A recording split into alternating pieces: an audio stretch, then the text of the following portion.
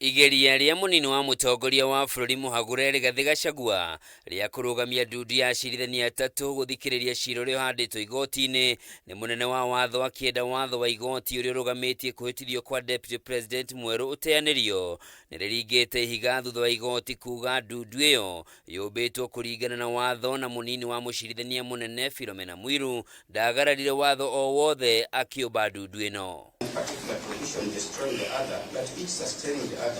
Kuringana na itua rikinyanĩirio ni acirithania Kogora, Anthony Murima na Frida Mugambi, munini wa mucirithania munene ari na uhoti wa kumba ndundu ya guthikiriria macira angikorwo mucirithania munene ndari hakuhi.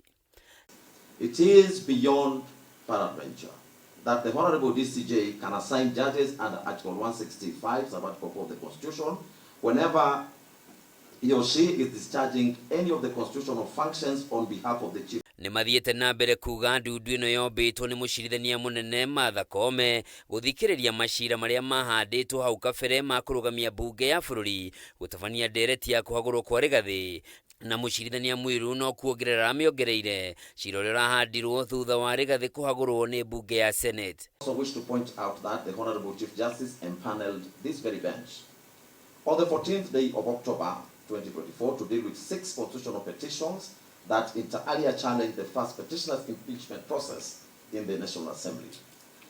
The said petitions are still current. On the 18th of October 2024, the Honorable DCJ empaneled the same bench to deal with constitutional petitions challenging the impeachment of the first petitioner in the Senate.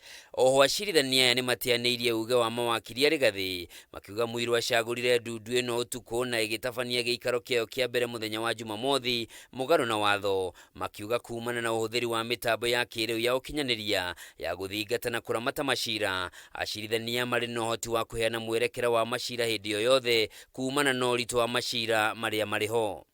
O kaida-ini o kau acirithania aya nimokirire mawakiri Rigathi makiuga ni marageria kuguoyohia acirithania aya na kumahaka ndoro kuona maracagura matua maria maramakenia na makagira kiene matua maria mataramenderera. In conclusion, we do find and hold that the accusations made by the applicants against this bench are entirely without merit. O ni mateterithitie meguthingata kihoto na waragania gukinyaniria matua mao hatari kwenderera mwena o wothe.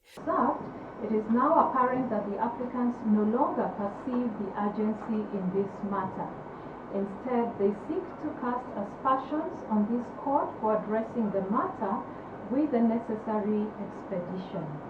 Such conduct is contradictory and undermines the very urgency that the applicants had initially invoked.